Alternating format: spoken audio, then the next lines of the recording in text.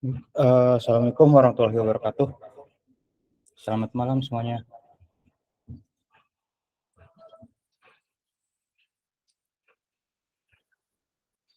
Waalaikumsalam warahmatullahi wabarakatuh. Selamat malam, Pak. Ya, baik. Sambil menunggu teman-teman yang lain untuk join, langsung aja untuk saya mulai untuk perkuliahan di pertemuan ketiga, yaitu pada mata kuliah pemrograman multi-tiers.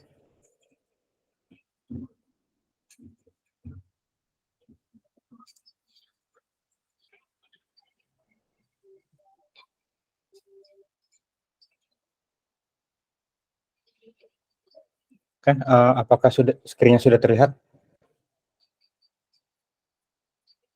Sudah, Pak. Ya. Oke, pada pembahasan kali ini yang akan saya bahas yaitu mengenai pemrosesan data pada aplikasi multi-tiers. Yaitu kurang lebih ada diantaranya itu mengenai model data, kemudian validasi data, dan juga yang lainnya yaitu yang berhubungan dengan arsitektur dari aplikasi multi-tiers. Langsung saja, itu yang pertama ini diantaranya ada model data. Nah, ini model data sendiri itu pada aplikasi multi-tiers dengan komponen atau arsitekturnya. Di sana bertanggung jawab ya dari model datanya untuk yang pertama yaitu mengelola dan juga menyimpan data dalam sebuah aplikasi. Nah, di sini model data biasanya terletak pada layer server, lapisan server ya, atau dari sisi back-end dari aplikasi multi-tiers. Nah, kemudian secara umum model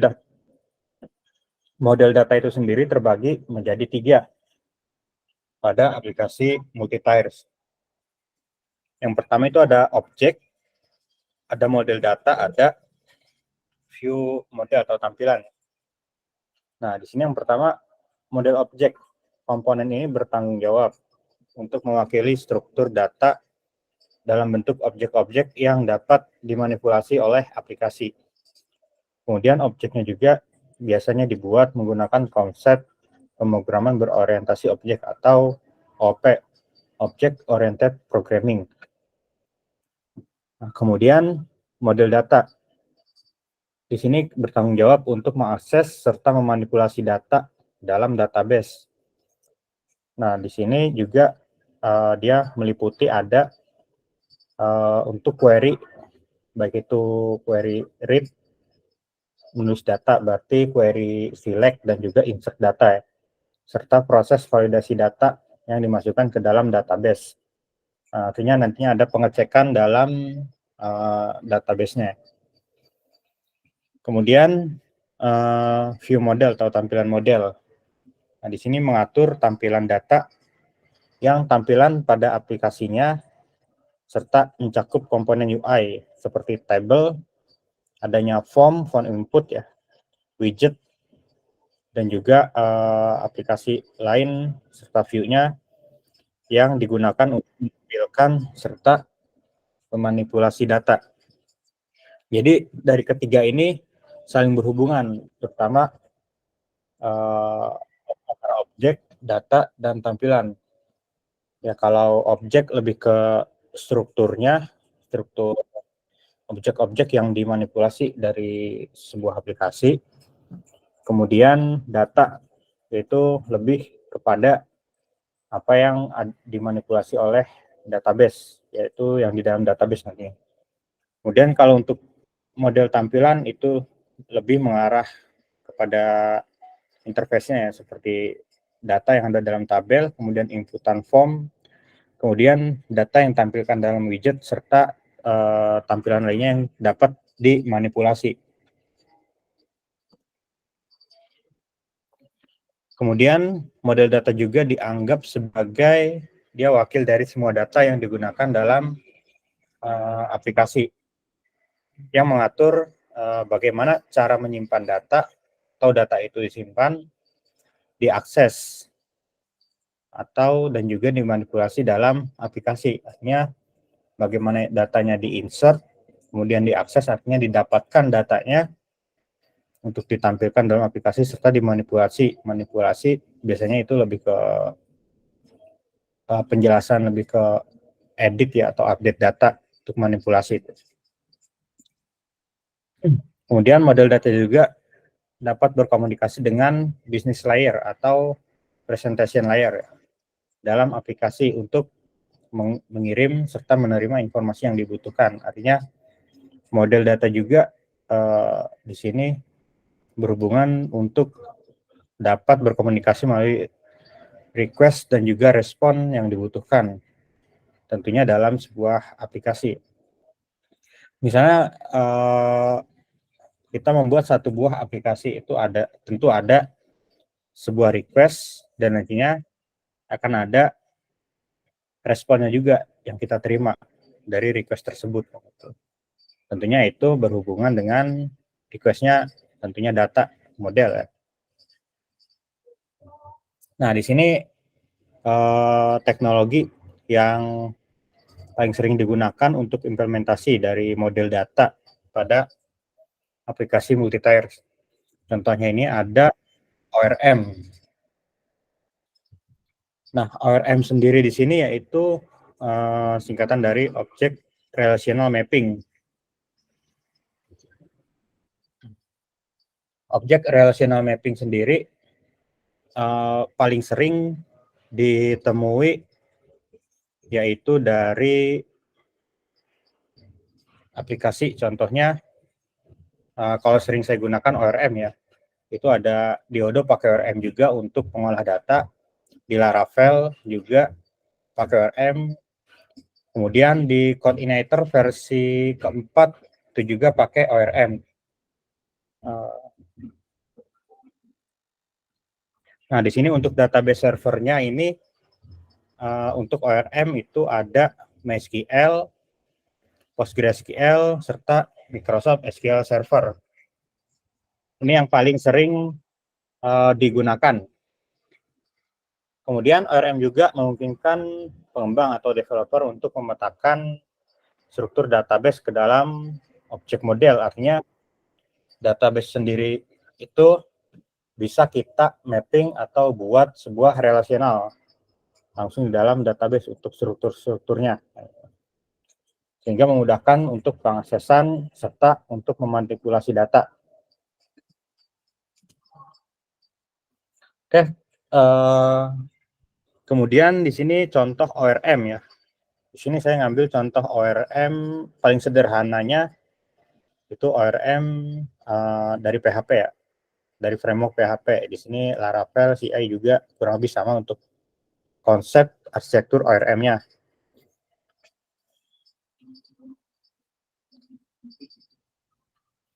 Nah, di sini yang paling kiri yaitu objek. Objek sendiri ini berkaitan dengan kita bagaimana untuk memanipulasi sebuah data nantinya. Ini ada select untuk mengambil data, join untuk mengambil data, serta dengan beberapa table.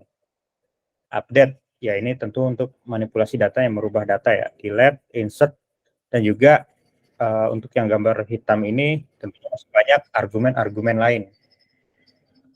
Nah, kemudian di sini ada dari objek ini kiriman ke ORM yang di mapping ya. Di sini tentunya di mapping dalam sebuah ORM-nya, kemudian dikirim ke dalam database-nya.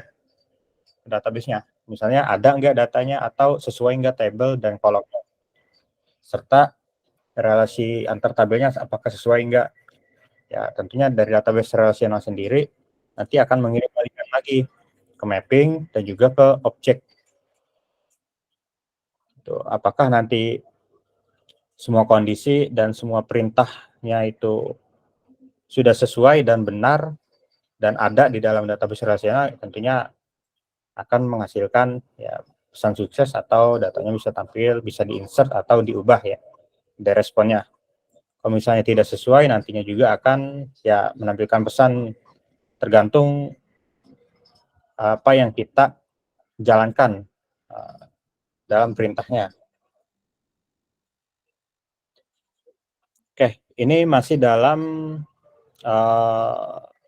model dari framework Symfony dari PHP. Nah, di sini kurang lebih arsitektur dengan model datanya.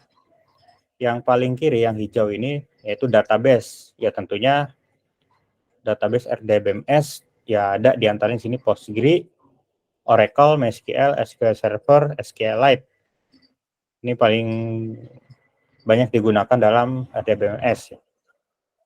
Tentunya di sini ada juga table serta kolom-kolomnya, dan juga antara contohnya ini blok artikel dengan blok komen ada relasi dengan artikel ID atau foreign key-nya. Ini database-nya, misalnya ini database blok atau artikel. Nah, kemudian di sini dari sisi aplikasinya, sini ada config-nya ya, yaitu untuk config untuk mendeskripsikan dari relational model yang di mapping, yang config. Kemudian DB connection. Di sini untuk di Symfony Framework pada file propal.ini serta untuk setting konfigurasinya. Nah, kemudian kalau untuk yang skema.html sama skema.xml, ini tadi untuk deskripsi pendeskripsian relational model untuk di mapping. Ini contoh dari Symfony Framework. Kemudian dari Symfony CLI atau command line interface ya, hanya menggunakan komen dalam database-nya. Jadi kita mengakses atau mengolah data dalam modelnya itu menggunakan perintah komen atau perintah ini dalam terminal atau command prompt ya ini. Contohnya ini ada Symfony propal build STL. Ini nanti dia akan mengenerate atau mengeksekusi ke schema.xml dan juga ke propal.ini untuk mengambil koneksi apakah benar atau tidak. Kemudian juga mengenerate serta mengakses database-nya ya, yang warna hijau ini. Nah, kemudian untuk ini juga mengenerate ke kelas model. Nah, di sini ada lib model ya, lib model artikel peer, comment peer.php ya. Tentunya ini model-model yang disediakan, serta nantinya modelnya juga itu berisi apa yang terkait dengan database-nya. Kemudian ada database.yml, ini untuk koneksi untuk mengakses ke dalam data model. Serta ini juga nanti dari framework-nya mengirim dengan ORM dan juga database abstraction untuk ke connection database-nya.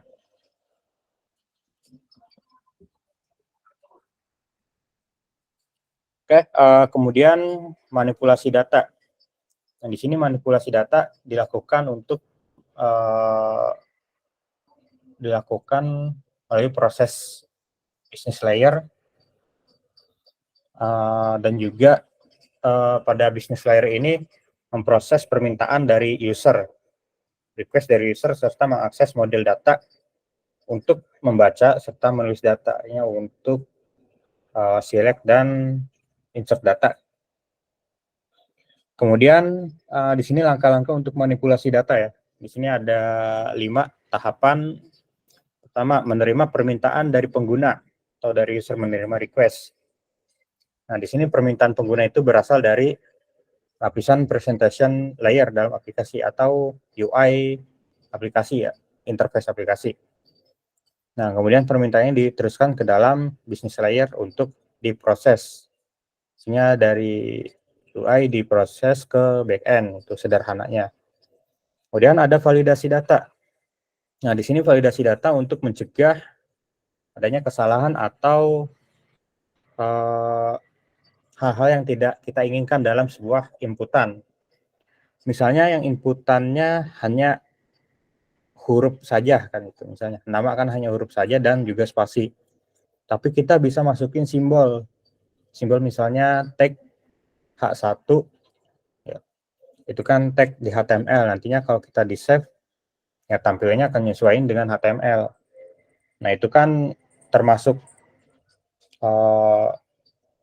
yang nggak boleh, ya itu harus ada validasinya. Jadi, nah, atau juga dari serangan SQL injection bisa aja untuk dari login dan juga inputan datanya, atau dari update data. Biasanya kalau kita update data di ID-nya itu biasanya angka ya, jarang ada yang dienkripsi. Tapi ya bagusnya ID-nya itu dienkripsi dengan beberapa parameter lain.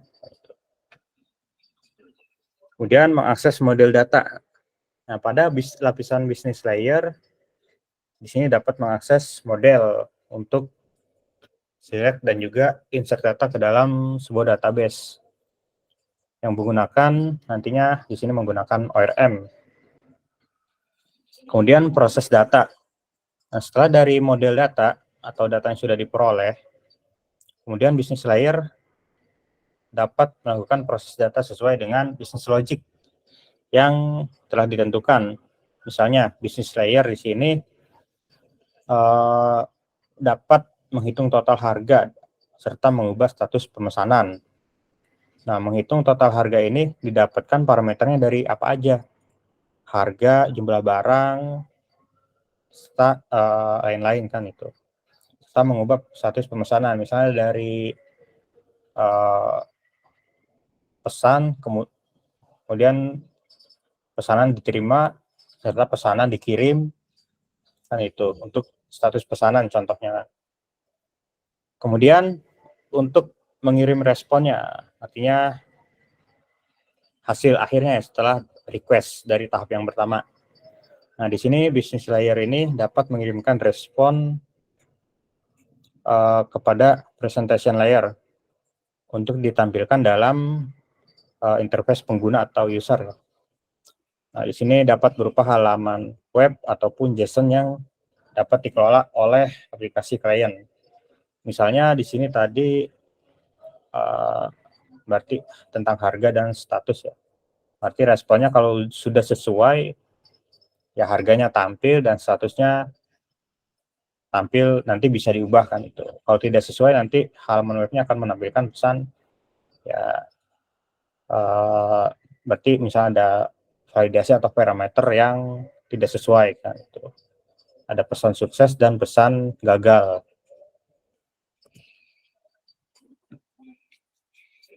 Nah, kemudian pada manipulasi data juga di sini ada beberapa cara untuk melakukan manipulasi data.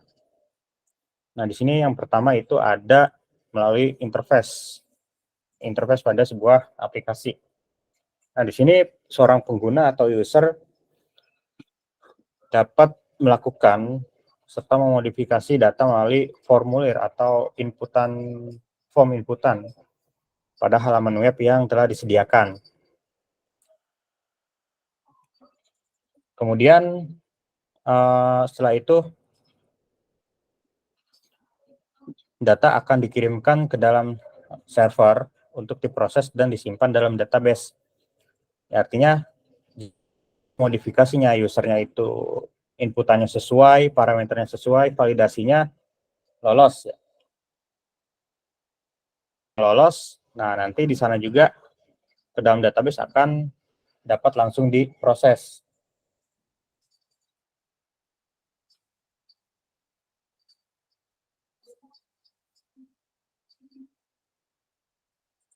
Kemudian yang kedua yaitu business logic. Nah, di sini pada lapisan business logic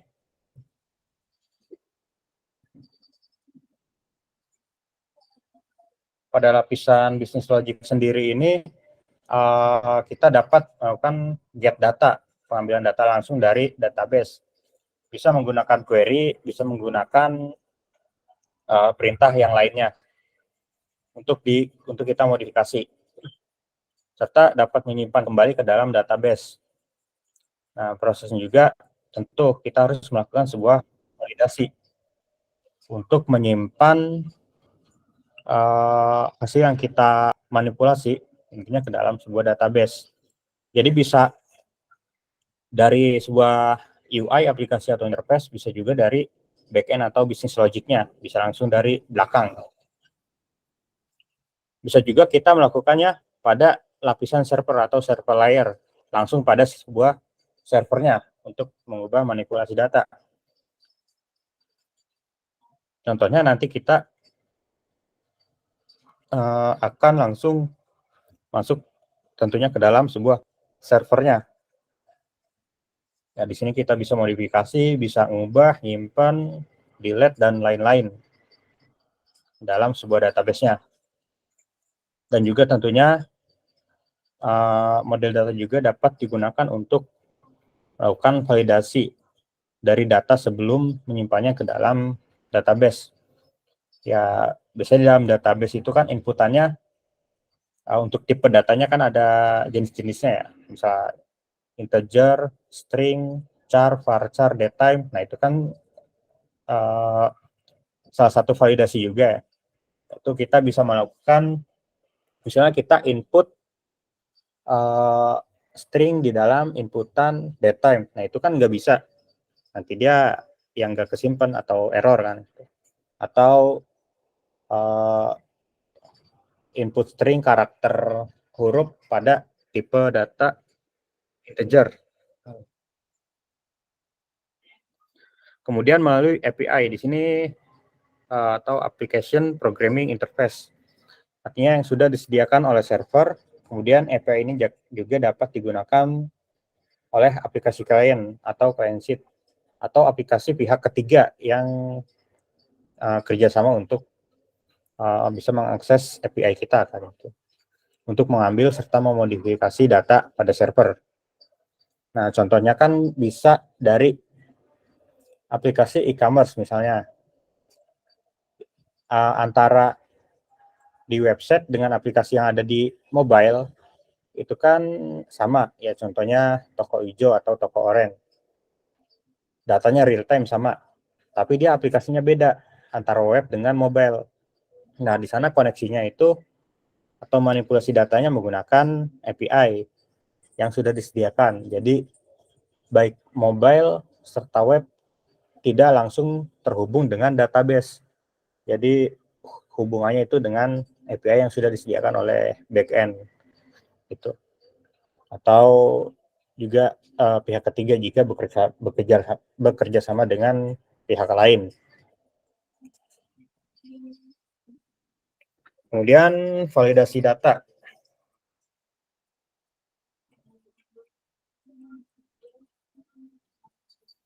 Validasi data ini juga sangat penting, terutama untuk ya bisa tadi untuk mengatasi SQL injection atau inputan yang tidak semestinya oleh user. Nah, di sini cara untuk validasi ada beberapa ya.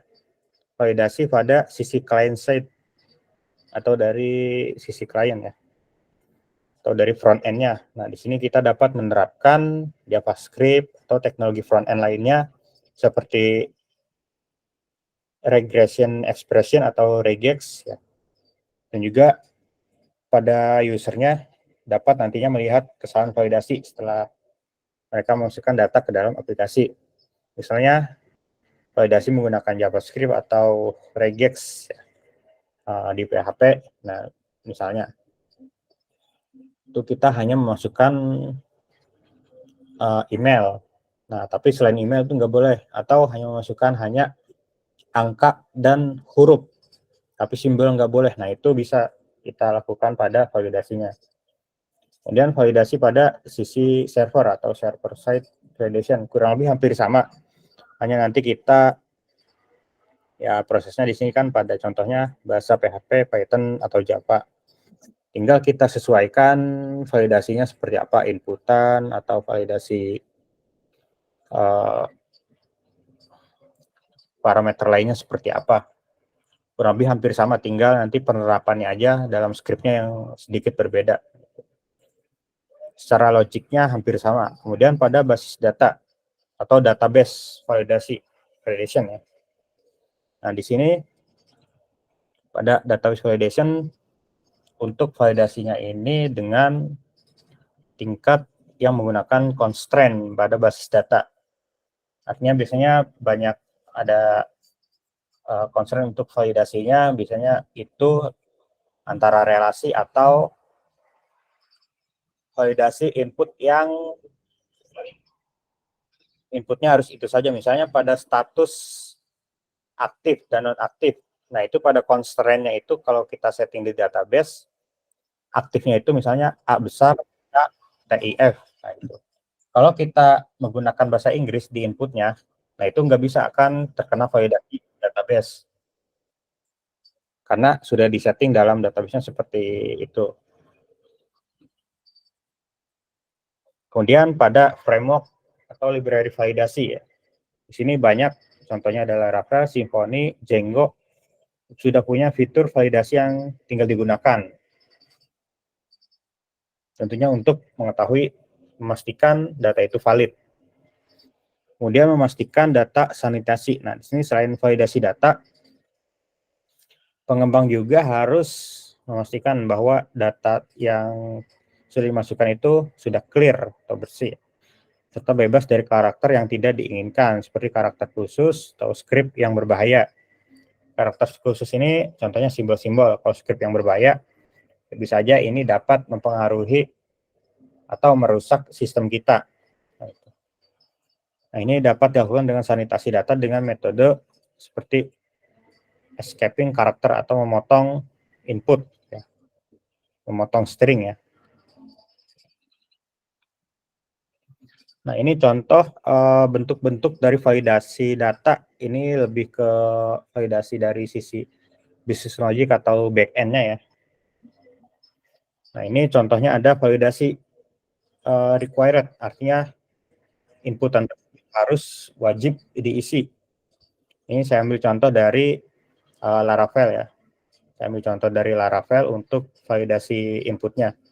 Ini biasa diterapin kalau contoh script yang seperti ini itu di back-end kurang lebih. Kemudian alpha, artinya hanya berisi huruf A sampai Z aja. Untuk yang validasi alpha, jadinya full name ini required, artinya wajib diisi, dan alpha-nya ya tentunya hanya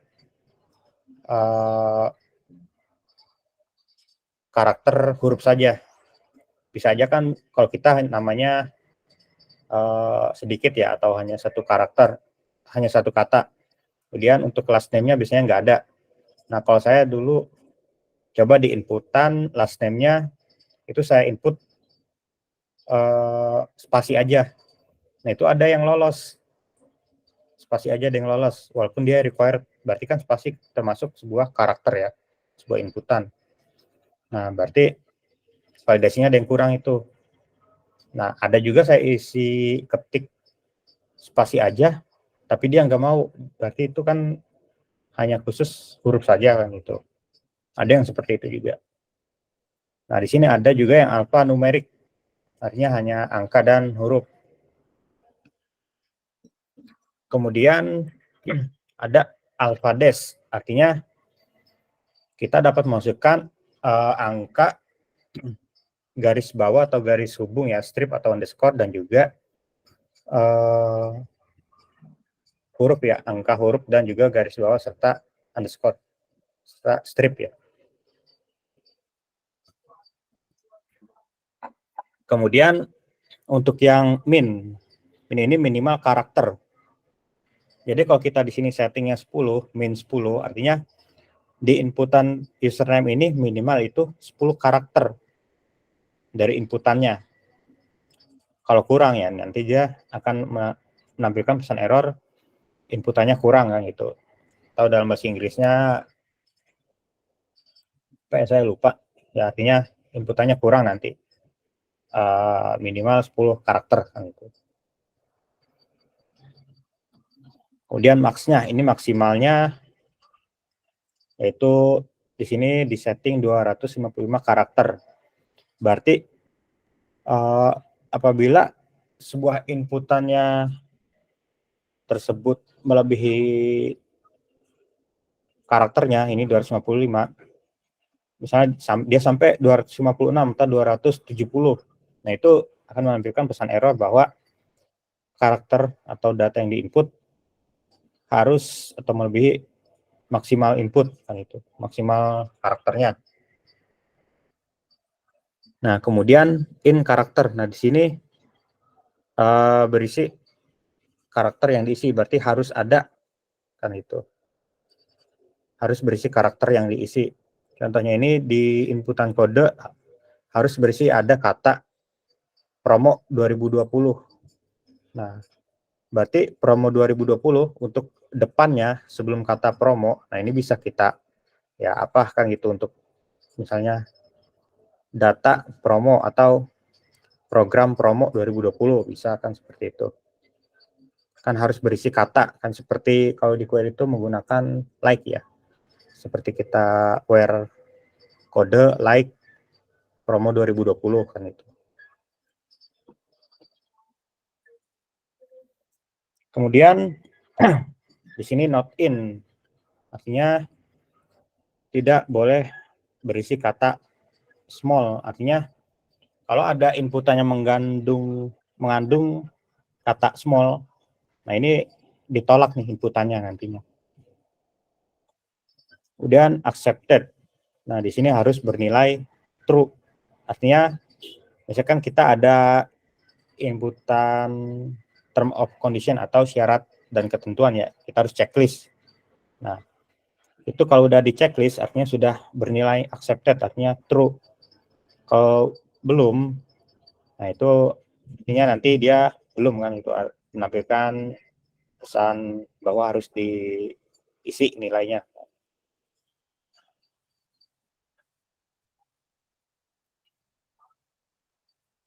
Kemudian SEM untuk jenis SEM ini biasanya digunakan untuk konfirmasi password. Biasanya kan ada password, ada password confirmation atau confirm password ya. Nah, apabila passwordnya sama, untuk yang SEM.2 password ini, yang passwordnya ini sebuah inputan, hanya field yang dari inputan front end ya, fieldnya itu, atau variabel ya, variabelnya. Nah, contoh kolom password confirmation harus sama dengan kolom password. Artinya masing-masing dua input ini isinya harus sama. Kemudian untuk yang different. Nah, untuk yang different, nah bisa kalau ganti password kita ada old sama new password. Artinya antara password lama dan password baru ini harus berbeda. Different itu artinya perbedaan ya. Kemudian match, regex atau regression expression, atau di sini regular expression ya. Nah, di sini ada match-nya A sampai Z yang kecil, kemudian A sampai Z yang besar, 0 sampai 9. Jadi ini hanya boleh diisi angka dan huruf besar dan kecil juga.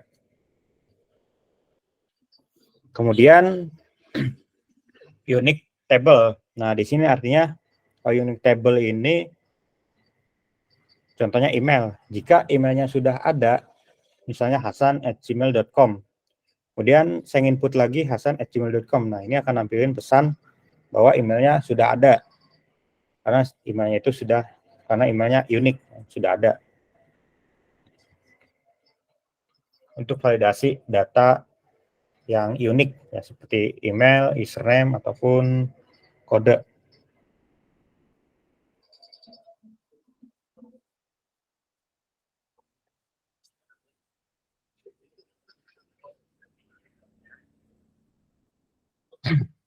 Kemudian di sini ada axis ya, axis untuk kolom yang berarti nilainya ini unik, tapi uniknya dengan kategori ya, dengan tabel kategori. Artinya di sini tabelnya ini sudah ada ya, axis itu biasanya sudah ada.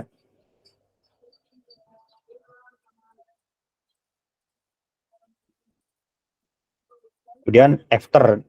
after dan juga date. Jadi validasinya ini setelah tanggal 22 Januari 2020, artinya di sini tanggalnya baru bisa diisi. Kalau sebelum tanggal itu artinya belum bisa. Ini validasi setelah tanggal. Ada juga before, sebelum. Berarti sebelum tanggal yang sudah tertera di sini di validasinya itu baru bisa diinput. Kalau melewatinya dia tidak bisa di set datanya, kan disimpan datanya.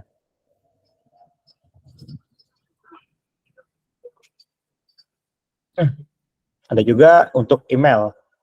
Untuk validasi email, ya kita hanya menuliskan dengan email, artinya nanti harus berisi email yang valid. Biasanya email valid itu ada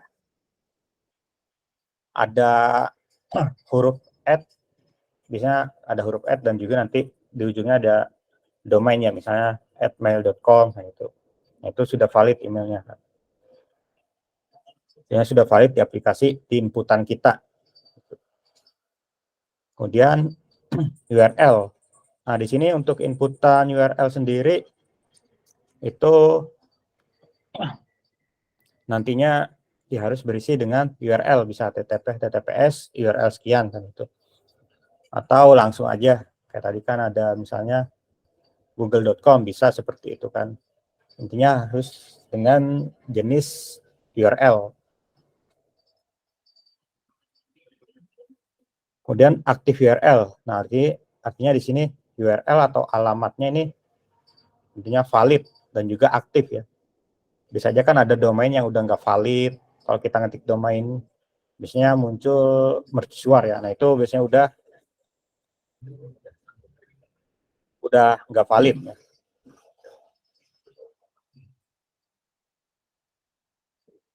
Oke, kemudian ada juga MIMES. Nah, ini untuk jenis file. Untuk jenis file yang akan diupload dengan ekstensi dengan validasi MIMES, kita harus menyertakan extension filenya. Di sini ada doc, PDF, bisa aja nanti berisi docx, kemudian image-nya berarti JPEG, JPG, PNG kan itu. Kalau hanya khusus image saja, jadi semua jenis image langsung aja tinggal ditulis image kan itu. Kalau hanya gambarnya itu hanya tipenya PNG atau JPG, ya udah tulis aja tadi MIMES JPG, PNG.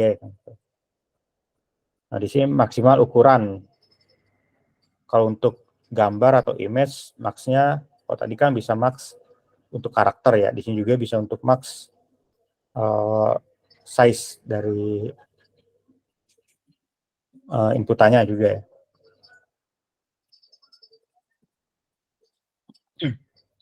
Oke,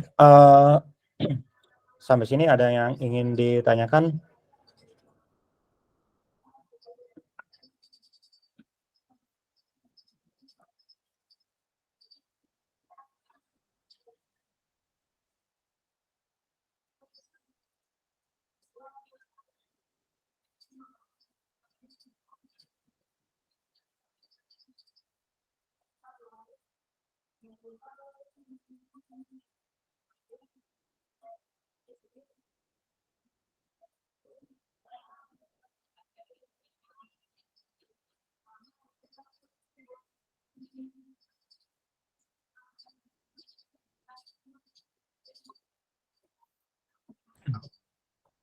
Oke, ada yang ingin ditanyakan dulu?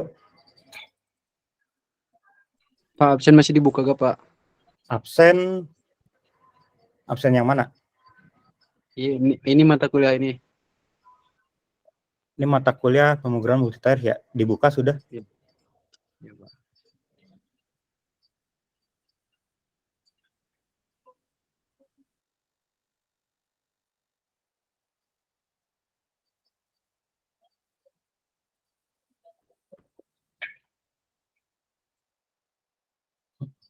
Oke ya, di sini ada tugas individu.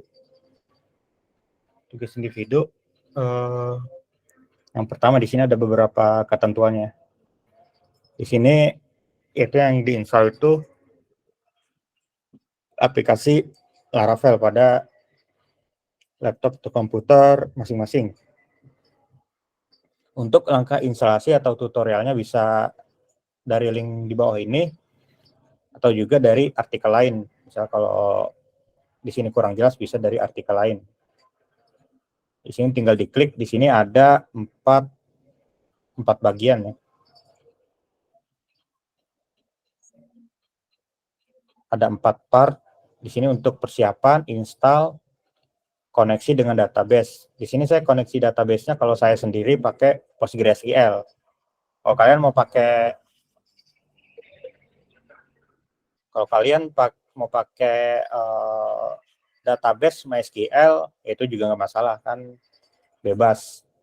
Mau SQL Server juga disilakan gitu. Mau database-nya bebas juga. Tentunya config-nya nanti agak sedikit beda di environment-nya. Dan juga ada cara untuk membuat authentication login. Nah, kemudian tahap instalasi wajib sampai user berhasil login. Sampai user berhasil login, kemudian kumpulkan atau submit dengan bukti screenshot halaman dari user yang login. Jadi ketika sudah berhasil login dengan usernya, nah dengan identitas dari nama mahasiswa, artinya user loginnya ini diberi nama dengan nama kalian masing-masing. Nah nanti setelah berhasil login di screenshot aja halamannya kan itu. Nanti baru dikumpulkan di submit. Di sini sampai tanggal 30 April. Karena kayaknya nanti kita akan ada ya libur yang cukup panjang. Oke, sampai sini ada yang mau ditanyakan? Izin bertanya. Ya. Kalau buat loginnya boleh pakai Laravel Grid nggak, Pak? Yang langsung udah ada loginnya. Dari Laravel Grid. Ya kalau itu ya terserah kalian, nanti yang saya harapkan ya kalian lihat aja video yang saya buat, paham nggak kan itu. Dari video yang saya buat kalian setidaknya mengerti oh caranya seperti ini kan itu. Nah selebihnya mau pakai cara apapun ya dibebaskan. Yang penting kalian bisa memahami mau dari mana dapatnya, yaitu dibebaskan. Yang penting kalian bisa memahami caranya bagaimana, ya penerapannya juga seperti apa kan itu, serta konsepnya gimana.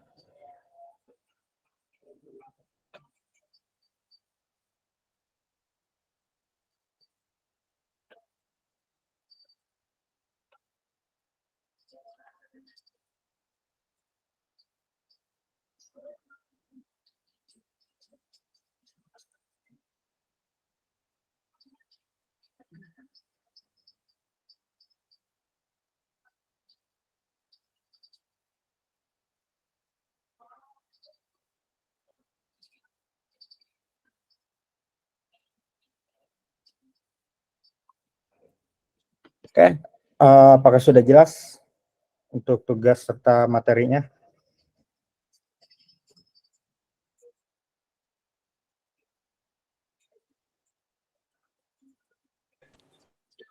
Udah jelas Pak, terima kasih.